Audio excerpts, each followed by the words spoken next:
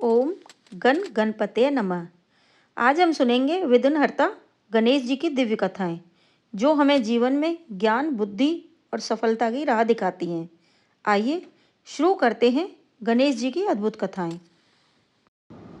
गणपति बप्पा मोरया। बहुत समय पहले की बात है। एक दिन माता पार्वती ने सोचा कि वे स्नान करें। उन्होंने अपने शरीर पर उबटन, हल्दी और मिट्टी से एक सुंदर बालक की प्रतिमा बनाई और उसमें प्राण डाल दिए। यही बालक उनके पुत्र बने गणेश जी। माता पार्वती ने गणेश जी को आदेश दिया कि बेटा, मैं स्नान करने जा रही हूँ, जब तक मैं न आऊँ कोई अंदर न आए। गणेश जी द्वार पर पहरा देने लगे। उसी समय भगवान शिव जी वहाँ आए। उन्होंने घर के द्वार पर खड़े एक छोटे से बालक को देखा और भीतर जाने लगे, लेकिन गणेश ने रोक दिया और कहा, माता ने आदेश दिया है कि कोई भी अंदर नहीं जा सकता। शिव जी ने समझाया, पर गणेश जी अड़िग रहे। क्रोधित होकर शिव जी ने त्रिशूल से उस बालक का सिर काट दिया। कुछ देर बाद जब माता पार्वती बाहर आईं और अपने पुत्र को इस दशा में देखा तो विलाप करने लगी। उन्होंने शिवजी से कहा, आपने मेरे पुत्र को मार दिया। यदि उसे जीवित नहीं किया तो मैं संसार को ही नष्ट कर दूंगी। सारी सृष्टि संकट में पड़ गई। देवताओं ने शिवजी से विनती की कि वे पार्वती जी को शांत करें।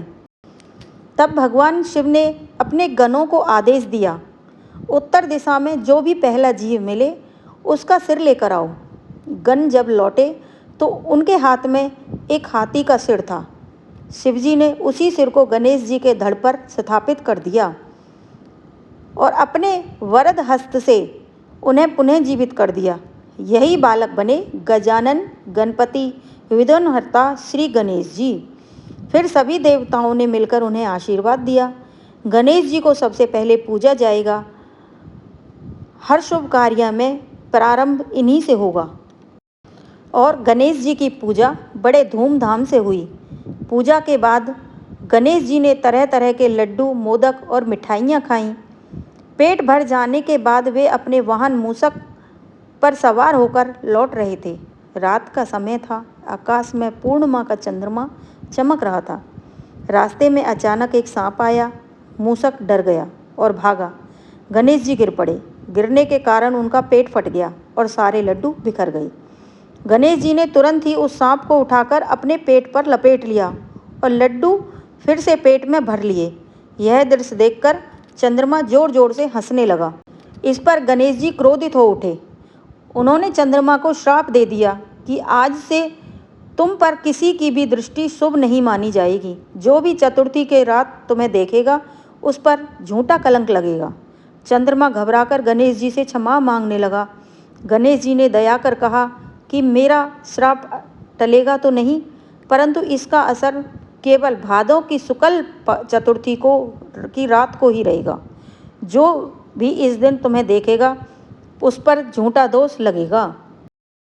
इस प्रकार चंद्रमा को वरदान देकर गणेश जी अपने घर कैलाश को चले गए। गणेश जी, कार्तिक जी और माता पार्वती, भगवान शिव शंकर अपने कैलाश पर्वत पर विराजमान हैं और विचार करने लगे कि इन दोनों में से श्रेष्ठ कौन है। देवताओं ने भी पूछा कि इन दोनों में से किसे सबसे पहले पूजा जाना चाहिए। शिवजी और पार्वती ने दोनों पुत्रों की परीक्षा लेने का निश्चय किया। उन्होंने कहा कि जो भी सबसे पहले पृथ्वी का चक्कर लगाकर लौटेगा वही श्रेष्ठ माना जाएगा। इतना सुनते ही कार्तिक जी अपने वाहन मोर पर बैठ गए और तेजी से उड़कर पूरी पृथ्वी की परिक्रमा के लिए निकल पड़े। वे पहाड़, नदियाँ, समुद्र और जंगल पार करते रहे। लेकिन गणेश जी ने सोचा कि मेरा वाहन तो चूहा है। वे जानते थे कि पृथ्वी का चक्कर लगाना उनके लिए संभव नहीं है। तब उन्होंने बुद्धि का प्रयोग किया।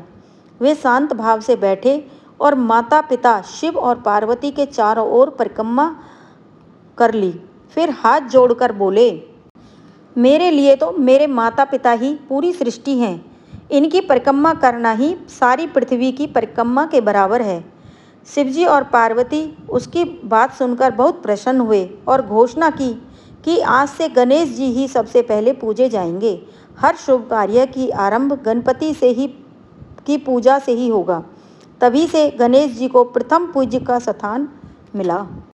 इधर जब कार्तिक जी अपने वाहन मोर से चढ़कर पूरे ब्रह्मांड की परिक्रमा करके वापस आए तो उन्होंने पूरे रास्ते में चूहे के निशान बने हुए देखे और वहां आकर देखा कैलाश पर कि गणेश जी सबसे पहले वहां आकर बैठे हुए हैं। उन्होंने माता पिता के चरणों में सिर नवाया और बोले कि गणेश मेरे से पहले आकर कैसे बैठ गए।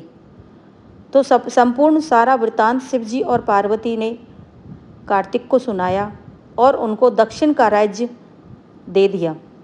इस तरह कार्तिक भगवान दक्षिण के राजा बन गए और उनको वहाँ मुरुगन के नाम से पूजा जाने लगा और उत्तर का राज्य गणेश जी को दे दिया और प्रथम पूजा गणेश जी महाराज की होने लगी।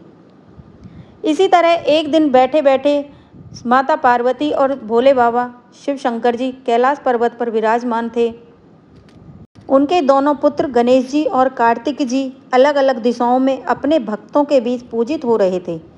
गणेश जी उत्तर भारत और पश्चिम की ओर अधिक पूजे जाते थे, तो वहीं कार्तिक जी जिन्हें दक्षिण भारत में मुरुगन के नाम से प्रसिद्ध थे, दक्षिण भारत के लोगों के आराध्य देव बन गए। बहुत समय तक दोनों भाई अपने अपने क्षेत्रों में भक्तों को आशीर्वाद देते रहे। लेकिन एक दिन गणेश ने माता पिता से कहा, माता, मुझे अपने भाई कार्तिक से मिले बहुत दिन हो गए, मैं उनसे मिलने दक्षिण की ओर जाना चाहता हूँ। गणेश जी अपने वाहन मूषक पर सवार होकर दक्षिण की यात्रा को निकल पड़े। जहाँ जहाँ वे गुजरे भक्तों ने उनका स्वागत किया। गांव-गांव में गणपति बप्पा की ध्वनि गूंज उठी। लोगों ने गणेश जी को प्रेम से बुलाया, उनकी मूर्तियां स्थापित की और हर्षोल्लास के साथ उनकी पूजा की। गणेश जी हर जगह आशीर्वाद देकर आगे बढ़ते रहे। आखिरकार गणेश जी दक्षिण में अपने भाई कार्तिक जी से मिले। दोनों भाइयों ने एक दूसरे को गले लगाया। भक्तों ने देखा कि यह केवल दो भाइयों का मिलन नहीं, बल्कि ज्ञान गणेश जी, वीरता कार्तिक जी का संगम है। कार्तिक ने गणेश से कहा कि भाई, तुम जहाँ जहाँ भी जाते हो वहाँ प्रेम और सरलता फैलाते हो। तुम्हारे भक्त तुम्हें विदाई देकर भी अगले बरस दोबारा बुलाते हैं। यही तुम्हारी सबसे बड़ी महिमा है। कहा जाता है कि जब गणेश जी दक्षिण भारत की इस यात्रा पर निकले और अपने भाई कार्तिक जी से मिले तो लौटते समय लोगों ने उन्हें जल में विदा किया। यही परंपरा आगे चलकर गणेश विसर्जन बन गई, जहां भक्त प्रेम से बप्पा को बुलाते हैं, कुछ दिन घर या पंडाल में रखते हैं और फिर आशीर्वाद लेकर उनकी विदाई कर देते हैं ताकि अगले साल वे पुनः पधारें। गणेश जी और कार्तिक के दोनों भाई एक ही शक्ति के अलग रूप हैं।